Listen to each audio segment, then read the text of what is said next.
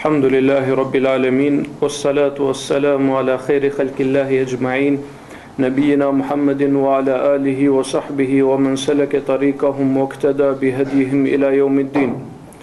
E falenderojmë Allahun subhanahu wa ta'ala për mirësitë e tij me të cilat na begaton dhe dërgojmë salavate dhe selame mbi të dërguarin e tij të fundit Muhammedin alayhi salatu wassalam, mbi familjen e tij të ndershme, mbi shokët e tij fisnik dhe mbi gjithë ata që e pasojnë rrugën e tyre deri në ditën e gjykimit.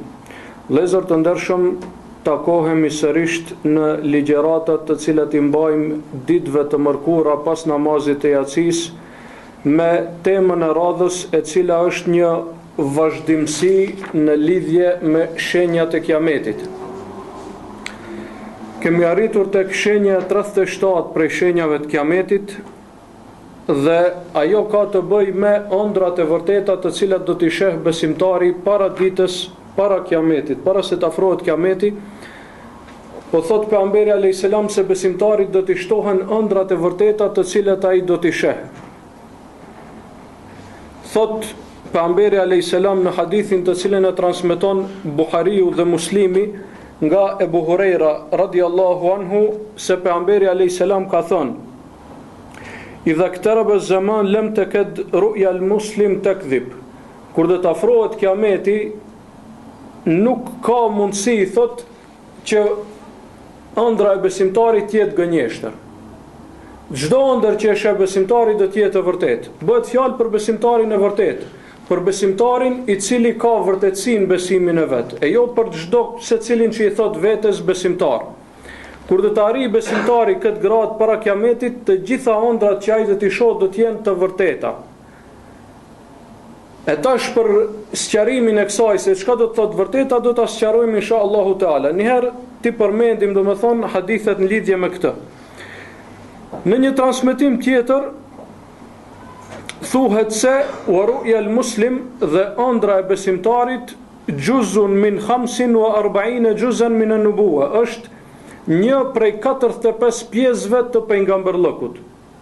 Ëndra e vërtetë, sepse ju e dini se prej formave me të cilët Allahu subhanahu wa taala ju ka folur të dërguarve të tij është edhe ëndra, domethënë ëndrat e vërteta, siç ka ndodhur me Ibrahimin alayhis salam, i cili ka pa në ëndër se duhet ta therr birin e tij, Ismailin alayhis salam. Dhe këtë ëndër Ibrahimi e dinte se nuk ka mundësi të jetë tjetërsend pos nga Allahu subhanahu wa taala, sepse është pejgamber. Nuk mundet shejtani të ndërhyjë tek ëndrat e pejgamberëve, nuk mundet. Pejgamberët ëndrat i kanë shpallje prej Allahut subhanahu wa taala. E tash besimtarët kur do të arrijnë kët, sikurse e kanë shijuar pra një të 45 pjesë të pejgamberllëkut. Edhe pse nuk bëhesh me këtë pejgamber, dihet, nuk do të thonë se ke pa një ëndër të mirë u bën pejgamber, jo, sepse prej formave me të cilat Allahu ju ka fol pejgamberëve është Kurani. Dhe me atë të drejtohet edhe ty, mirë po nuk do të thonë se e bë pejgamber me këtë. Po ashtu edhe ëndrat e vërteta. Allahu do t'i përforcon besimtarët para Kiametit, do t'i përgëzon, do t'i jep vullnet nëpërmjet të ëndrave, pra gjatë natës, sepse gjatë ditës do ta kenë shumë problem prej sprovave të shumta që do t'i hasin pra në ndërveprimin e tyre gjatë ditës, domethënë gjatë ditor. Njëri prej dietarëve apo Ibn Abi Gjumra, duke sqaruar këtë hadith që ka të bëjë me ëndrat e vërteta, thot se ëndrat para Kiametit që do të ndodhin besimtarve do të realizohen ashtu siç e ka pa në ëndër. Nuk do të jenë ëndra të turbullta që kanë nevojë për sqarim, po do të jenë ëndra të qarta të cilat do të realizohen ashtu siç e ka parë besimtari në ëndër. E ka parë se do t'i ndodhë diçka dhe do të realizohet, ashtu si e ka parë në ëndër, do më thonë diçka e mirë. Nuk është ëndër që ka nevojë të sqarohet. Ëndër e paqartë, siç i ka ndodhur për shembull mbretit në kohën e Jusufit alayhis salam, i cili ka parë 7 lop të holla të cilët i hanë 7 lop trasha. Do më thonë kjo është në shikim të parë është e turbullt, nuk e kupton se çka është për qëllim. E ëndrat e besimtarëve para Kiametit nuk do të jenë të kësaj lloji, do më thonë, që janë të turbullta, të paqarta, që kanë nevojë për meditim më të thellë. Nuk do të jenë ashtu, po do të jenë të qarta. Çka do ta shoh që ashtu do të ndodh, direkt, do më thonë qarta E kjo thot ky dietar Ibn Abi Xhumra, thot kjo është qëllimi i këtyre ëndrave. Se do të jenë të qarta, nuk kanë nevojë për sqarim, nuk janë turbullta, po janë të qarta. Çashtu si e shef, çashtu i ndodh. Pastaj vazhdon dhe e tregon urtësinë se pse kjo do të ndodh para kiametit, domethënë. Pse para kiametit? Pse pejgamberi alayhis salam po thot para kiametit do të ndodh kjo? Thot sepse para kiametit besimtari do të jetë garib apo do të jetë i huaj. Numri i besimtarëve do të jetë pak. Do të kesh nevojë për përforcim prej Allahut subhanahu wa taala. Siç ka thonë pejgamberi alayhis salam, bada al-islamu gariban wa sayudu gariban. Ka thonë në fillim Islami ka qenë i huaj. Shumë pak veta e kanë djeg në fillim, domethënë ka qenë i huaj në mesin e popullatës, në mesin e njerëzve. Dhe po thot pejgamberi do të kthehet para kiametit në njëjtën formë, i huaj. Pak prej njerëzve do ta pasojnë kështu me radhë. Dhe do të kthehet pra para kiametit Islami si i huaj. E për shkak të kësaj huajësie që do ta kenë pra besimtarët para kiametit, do të jenë, domethënë, në gjendje të vështirë, do të kenë nevojë për përforcim emocional prej Allahut subhanahu wa taala.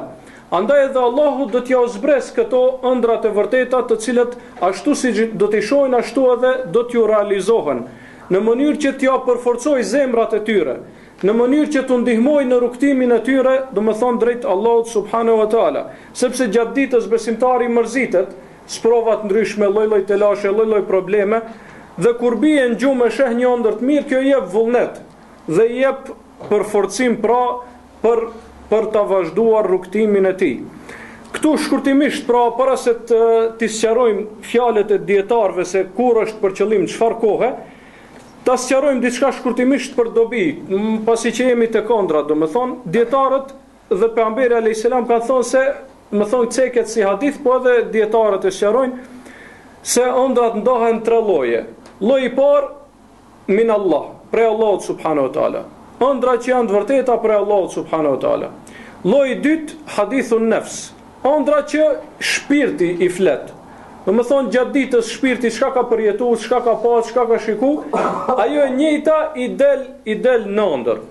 E njëjta gjë pra i del në ëndër. Dhe e treta minë shejtan, prej shejtanit. Zakonisht ëndrat e frikshme, ëndrat pikëlluese, ëndrat e mërzitshme, tronditse, këto janë prej shejtanit. Se shejtani këtë ka për qëllim, që gjatë natës në ëndër ta lodh besimtarin që kur të ngritet mëngjes të ngritet me shpirt të dobësuar dhe me shpirt të pikëlluar. Këto janë tre lloje të ëndrave. E para kiametit do të shtohen ëndrat e llojit të parë, që janë prej Allahut subhanahu wa taala si përforcim për besimtarin. E tash dietarët nuk janë gjithë të një mendimi se për kur është fjala, domethënë, po thuhet para kiametit, ama kur para kiametit? A bash para kiametit, a kur të fillojnë shenjat e mëdha të kiametit, apo pak më herët, apo si? Nuk janë të një mendimi dietarët për këtë mesele. Mendimi i parë që e kanë është se kjo do të ndodh kur do të ngriten pra njerëzit e mirë, dietarët, do të jesë pra një fitnë e madhe, do të ketë sprova të mëdha. Andaj edhe njerëzit do të jenë si të humbur. Nuk kanë dietar, nuk ka dituri, sprova të mëdha, fitnë të mëdha, mirë po do të kesh njerëz të mirë, sinqert, që u kanë ngel diçka. E këtyre njerëzve Allahu do t'ju zbres ëndrat sakta të vërteta me të cilat do t'i përforcoj. Si një farlloj përforcimi prej Allahut subhanahu wa taala, pasi që nuk u kanë ngel shumë hapësirë pra tjetër për ta kuptuar fenë e Allahut subhanahu wa taala dhe për ta vazhduar atë si duhet, atëherë Allahu do t'i përforcoj me ëndra të vërteta. Ky është mendimi i parë, thamë dietarëve, në lidhje me këtë. Mendimi i dytë është se kjo ndodh çdo herë kur besimtarët në një kohë ose në një vend janë pak ose janë të mundur prej qafirave. Pa marrë parasysh a është në këtë kohë, apo pastaj, apo pas 100 vjetëve, pra nuk është e kufizuar, thonë, me kohë dhe vend. Kryesorja çdo herë kur besimtarët janë të nevojshëm për ëndra të vërteta, Allahu ja zbret. Ky është mendimi i dytë.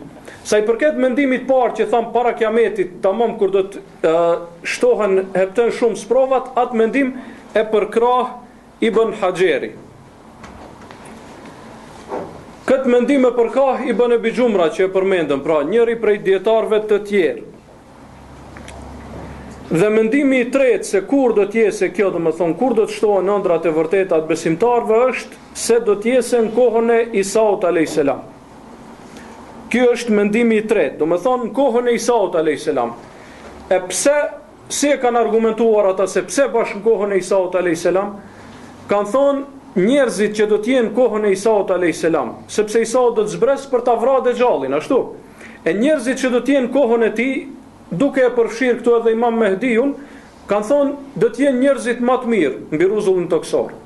Do të jenë njerëzit më të vërtetë, më të devotshëm pas gjeneratave të para të Islamit.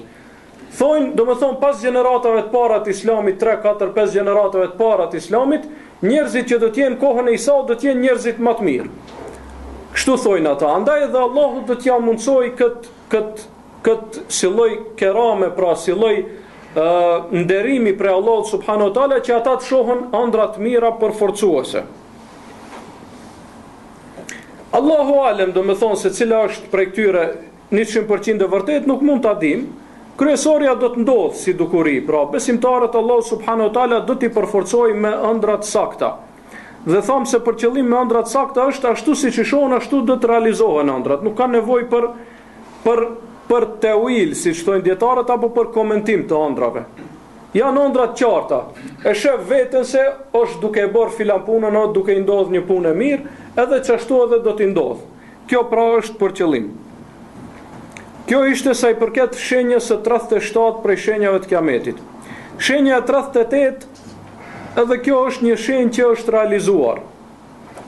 Shtimi i shkrimeve dhe përhapja e tyre në mënyrë masovike.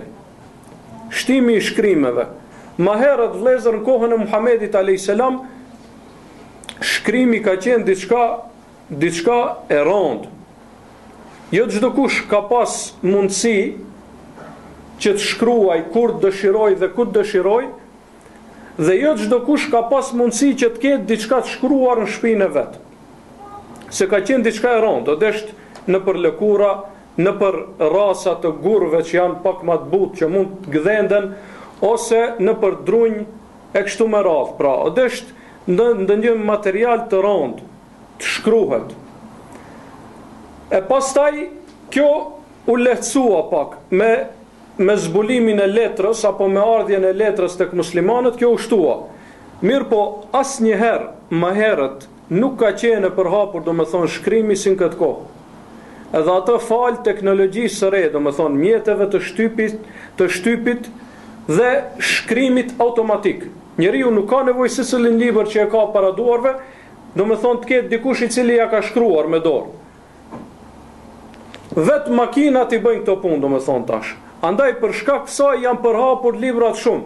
Domethënë shtohet shkrimi dhe shtohen mjetet e shkrimit. Kjo është prej shenjave të kiametit që ne jemi duke e parë. Dhe kështu është shprehur pejgamberi sallallahu alaihi wasallam, ka thonë, me të vërtetë para kiametit do të shfaqet lapsi. Dhuhurul kalem, ka thonë. Me të vërtetë para kiametit do të shfaqet lapsi. Më thonë do të shkruhet shumë. Do të shkruhet shumë. Është interesant këtu, subhanallah, se po thot pejgamberi alayhis salam, do të shtohet shkrimi, do të shtohet mjetet e shkrimit, a ka ana tjetër ka thonë se do të paksohet dituria. Çka do me thonë kjo? Nuk do me thonë se nëse dikush e ka mundësin që të përfitoj diturisë, është i ditur. Ne tash e kemi më të lehtë se gjitha gjeneratat e mëhershme të muslimanëve të përfitojmë dituri, mirë po për fat të keq ne jemi më të paditurit. Më thonë më ignorantë në çështjet e fesë. Në krahasim me kohën e pejgamberit, kur ndoshta nuk i kanë pas, ai kanë pas komplet sahabët një 7-8 mushafa, po flas apo jo, në fillim. Mirë po, e kanë pas diturin në zemër. E kanë pas diturin në zemër dhe e kanë mësuar dhe i kanë dhënë rëndësi. Pa marrë parasysh se s'kan pas mjete. Kurse tash janë shtu mjetet, a dituria ka hub për fat të keq. Andaj nuk duhet që të mashtrohet njeri, do më thonë me shkrime, me numrin e librave, ose nëse dikush i ka shkruar 100 libra se qenë ka pale sa i ditur. Kjo është një farë, do më thonë, që tregon se ndoshta ka, ama nuk është argument. Ka mundësi dikush është më i ditur për gjithëve, ama s'kalon asgjë pas dore. Pas pejgamberit a.s. më shumë se Ebu Bekri që ka pas diturin nuk ka njerë. Ama tek ne çka në kanë arritur për Ebu Bekrit, vetëm hadithet që i kanë transmetuar për pejgamberit a.s. edhe disa fjalë të caktume, do me thonë fjalë të caktume, që nëse i mbledh me fjalët e dikujt tjetër janë shumë më pak. Ama dituria e tij çka është shfaqur në vepër, ka punu njerë. Do me thonë, në përgjithësi muslimanët e parë kanë qenë më të ditur. Mirë, po nuk kanë filozofu shumë. Ato që ne themi për 1 orë e ka thonë për 2 minuta dhe ka ecë. Edhe i ka dhonë rëndësi, do me thonë, i ka dhonë rëndësi praktikimit të asaj diturie. Shenja 39 prej shenjave të kiametit është lënja pasdore e disa suneteve. Lënja pasdore e disa suneteve të pëlqyeshme për të cilat kanë nxitur Islamin. Lënja pasdore e disa suneteve të pëlqyeshme për të cilat kanë nxitur Islamin. Kjo është shenja 39 prej shenjave të kiametit. Dhe pejgamberi a.s. këtë e jep me një shembull interesant. Thot pejgamberi a.s. inna min ashrati sa an yamurra ar-rajul bil masjid wala yusalli fihi rak'atayn.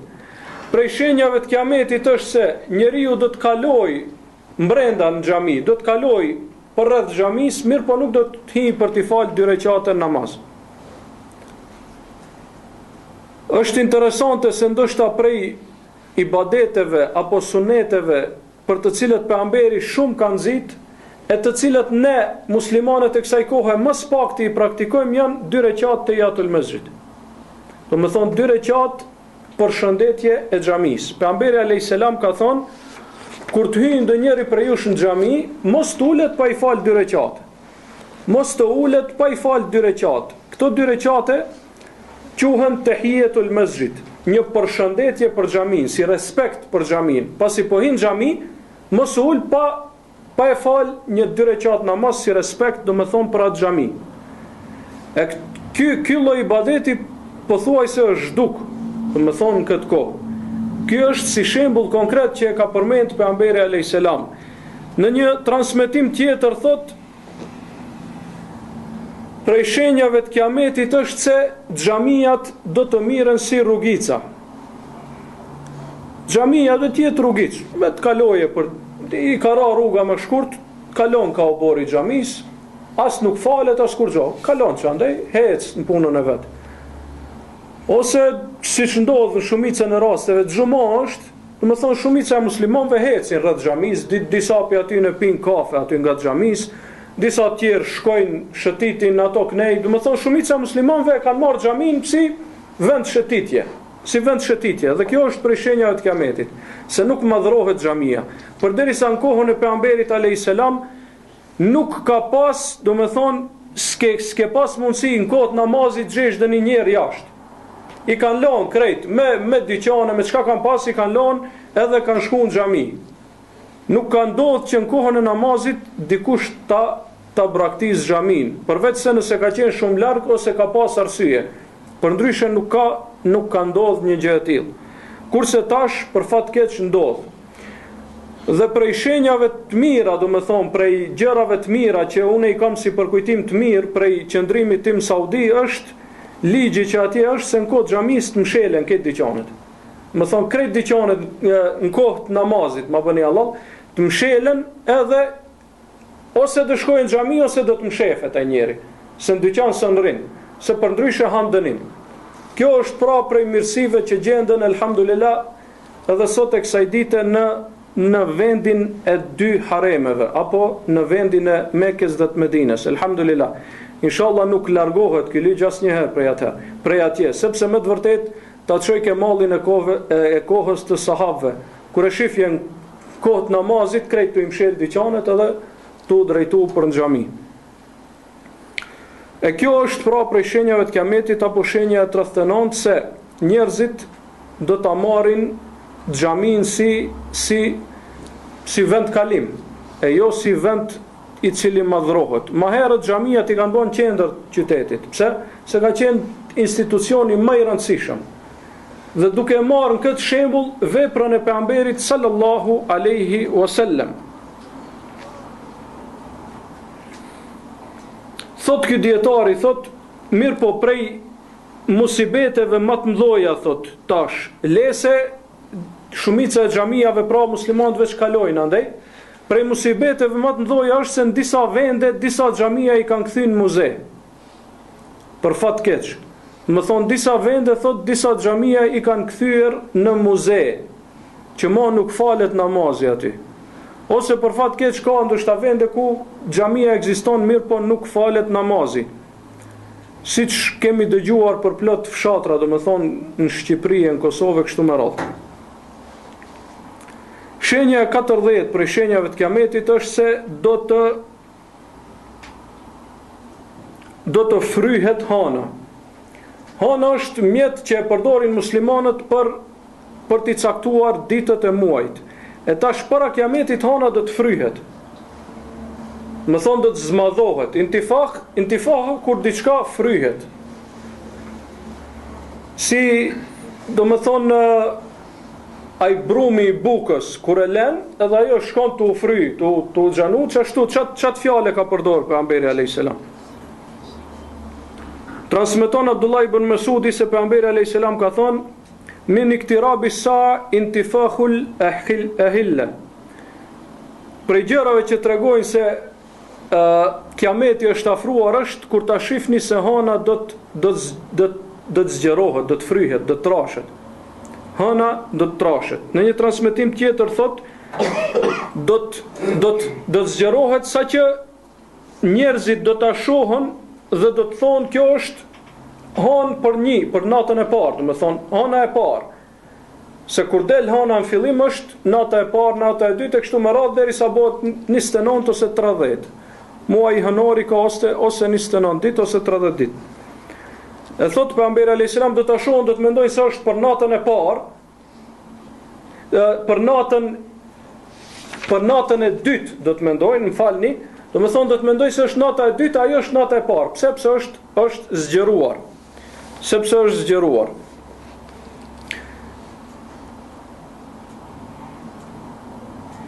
Thot ky dietar, dietarët e kanë sqaruar këtë gjë se do të rritet hana, do të rritet. Allahu alem do t'i afrohet tokës në ndonjë mënyrë. Allahu alem çka është sebepi, jam kryesor janë shikimin e njerëzve, në sytë e njerëzve do të rritet hana. Shenja 41 prej shenjave të kiametit është përhapja e madhe e gënjeshtrës. Përhapja e madhe e gënjeshtrës, kjo e para, më thoni ka përmend dy gjëra tek shenja 41, përhapja e madhe e gënjeshtrës edhe ademut të thebut finakli lëkhbar. Ademut të thebut mos vërtetimin lajmet. Më thonë përhapet gënjeshtra dhe nuk i vërtetojnë. Kanë dëgjuar diçka dhe e merr, do të thonë e merr sikur se është 100% sakt si me dëgju për Xhibrilit alayhis salam. Kështu do të jetë para kiametit tek shumica e njerëzve për fat keq. E ndëgjon një lajm BBC edhe në CNN, edhe mendon se si me qenë ndonjë shpallje pe Allahut subhanahu wa taala, se nuk ka mundësi të ketë gabim aty ose ndonjë siç është puna e 11 shtatorit, domethënë. Në fillim kur dul u trondit këtë dinjoja, thuaj ti se këtë transmetimet që i kanë thonë kanë qenë të vërteta. Pastaj mas 2-3 vjet, 4 vjet, 5 vjet u dolën shesh këtë renat, këtë dallaveret rreth asaj, domethënë. Pse se do të përhapen gënjeshtra, do t'ju besohet mediumeve, a mediumet ndoshta mbi 80%, domethënë kur është çështja për meselet aktuale nuk ta kallëzojnë bash realitetin. Se ato i shohin interesat e veta, kjo dihet domethënë. Edhe për fat keq shumica janë të kontrolluar për jehudive, kjo është realitet. E tash pret dikush i jehudia me të thonë ti realitetin ose të vërtetën.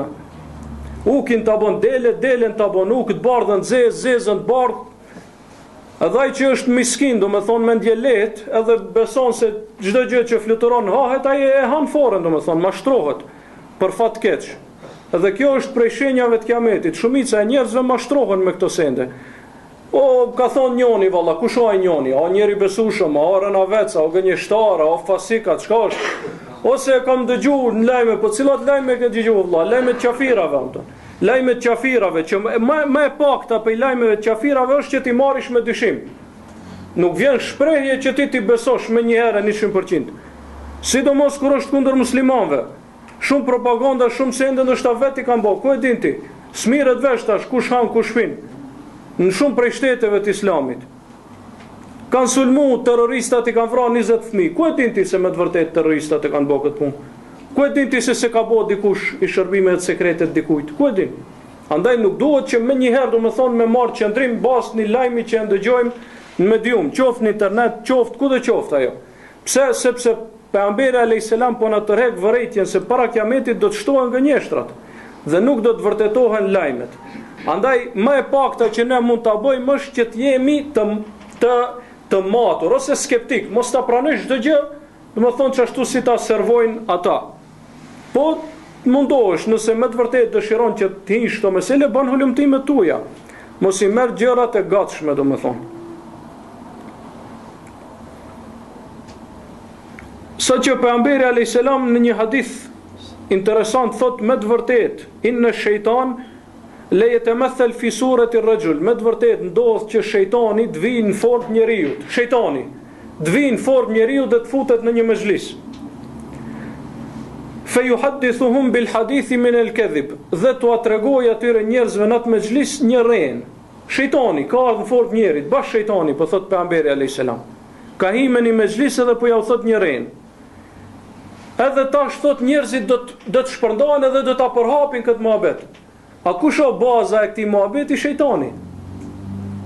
A njerëzit do ta përhapin, domethënë, sidomos shoqëritë që janë, siç themi ne, haxhuze, i kanë qejf këto gjëra, edhe shejtani me ato lun si don.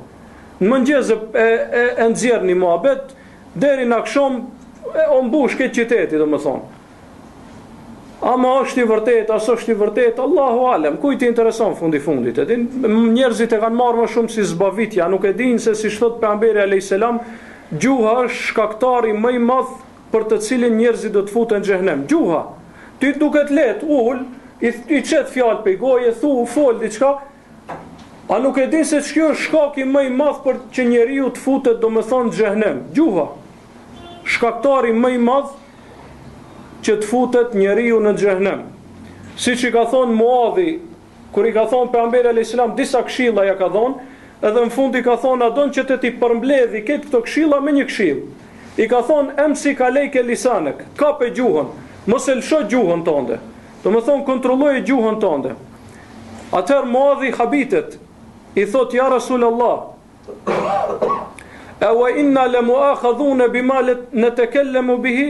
O i dërguari Allahut, a edhe për çat që e folim ne do të mirë në përgjithësia.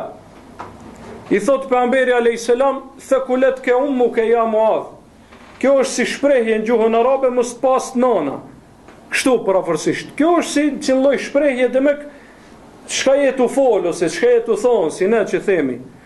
I ka thon wa hal yakubbu an-nas fi an-nari ala wujuhihim illa hasaidu alsinatihim. Pse i ka thonë o Muadh, po a i shtin diçka tjetër në xhehenem njerëzit, duke u krehur zhak për fytyrat e tyre, përveç se për atë që e kanë bërë me gjuhët e tyre. Domethënë pejgamberi alayhis salam po thotë se shkaku kryesor që njerëzit futen zjarr xhehenemit janë gjuhët e tyre. Andaj edhe nuk duhet besuar çdo gjëje që dëgjon. Nuk duhet besuar çdo gjëje, çdo lajmi që e dëgjon, sidomos në kohrat tona, kur tashmë pothuajse emaneti është zhduk komplet, besnikëria ndoshta nuk ekziston tek mbi 95% njerëzve për fat keq. Andaj edhe jo çdo gjë që dëgjohet, pranohet dhe vërtetohet. Sepse si thot Allahu subhanahu wa taala, dëgjimi, shikimi dhe zemra për gjitha këto ka përgjegjësi. Mos mendo se dëgjimin për to nuk ke përgjegjësi. edhe për dëgjimin, edhe për shikimin, edhe për atë që e ke në zemër apo në brendësinë tënde dhe mendon se nuk e din kërkush, edhe për atë do të kesh përgjegjësi para Allahut subhanahu wa taala. Shenja e 42 prej shenjave të kiametit, dhe kjo është, më thonë, ndërlidhet me këtë para kësaj, është kethratu shahadet i zur. Do të shtohet dëshmia e rrejshme. Më thonë, do të shtohet dëshmia e rrejshme para gjykatës. Dhe do të fshihet dëshmia e vërtet para gjykatës. Thot pejgamberi alayhis salam: Inna bejne jedej saa shahadetu zur wa kitmanu shahadetil haq. Me të vërtet, para kiametit do të kese shumë dëshmia të rrejshme në gjykat dhe do të fshihen shumë dëshmia të vërteta. Para kiametit, do më thonë, faktikisht po thot pejgamberi alayhis salam se sistemi gjyqësor do të korruptohet. Sistemi gjyqësor do të korruptohet. Edhe kush mendon se nuk ndodh kjo në shumicën e vendeve, tash po edhe në të ardhmen do ndodhë dhe më shumë, ai ose është mendje lehtë, ose s'ka lidhje domethënë me realitetin e gjërave. Kush mendon se sistemi gjyqësor nuk ka korrupsion, kjo është domethënë mendje lehtësi prej tij. Korrupsioni ekziston dhe kjo është ndoshta shkaku kryesor sepse disa shtete nuk mund të përparojnë. Sepse korrupsioni është armiku kryesor i përparimit, Korrupsioni është armiku kryesor i përparimit. Dhe pejgamberi alayhis salam e ka sqaruar se dëshmia e rrejshme është një ndër mëkatet më të mëdha, që njeriu të dëshmojë i rrejshëm kur është në pyetje, domethënë vendimi për dikënd. Thot pejgamberi alayhis salam: Hal ala unabbiukum bi akbaril kabair. Atu tregoj se cilat janë mëkatet më të mëdha. El ishraku billah, wa ukuku l'walidain, wa shahadatu zur, wa qawlu zur. E ka përmend pejgamberi alayhis salam, do më thonë, dëshminë e rrejshme së bashku me shirkun dhe me mos respektimin e prindërve, të cilët janë dy prej mëkateve më të mëdha. Thot transmetuesi, e tha pejgamberi alayhis salam këtë fjalë, do më thonë, tha: El ishrak billah wa ukukul walidain, dhe ishte i mbështetur pejgamberi alayhis salam. Po thot transmetuesi, ishte i mbështetur. Pastaj thot u ngrit dhe tha: Ela wa shahadatu zur wa qawlu zur. Ela wa shahadatu zur wa qawlu zur. Me të vërtet këtu bën pjesë edhe dëshmia e rrejshme. Dhe thot e përsëriti këtë fjalë pejgamberi alayhis salam. Me të vërtet edhe dëshmia e rrejshme, me të vërtet edhe dëshmia e rrejshme, derisa ne tham sa shumë që e zgjati, do më thonë këtë mesele, për shkak të rëndësisë të saj, sepse përderisa tek shirku dhe tek mos respektimi i prindërve, do më thonë mëkati i kthehet individit, tek dëshmia e rrejshme mëkati i kthehet shoqërisë. Do më thonë komplet një shoqëri e merr në qafë. Lese i bën zullum vetvetes, po i merr në qafë edhe të tjerët. Andaj edhe ky lloj i mëkateve është shumë i madh tek Allahu subhanahu wa taala. Për këtë shkak pejgamberi alayhis salam kur e përmend el muflis, që thot kush është i bankrotuar prej, a e dini se kush është i falimentuar apo i bankrotuar prej umetit tim? Dhe zakonisht bankrotimi vjen pasi që dikush ka pas shumë. Fukaraja nëse i ka hup 100 euro nuk thonë ka bankrotuar, pak ka pas, s'ka të bankrotoja, në esencë ka qenë i bankrotuar. Mirë po, bankrotimi, falimentimi vjen për institucionet e mëdha që kanë pas kapital të madh.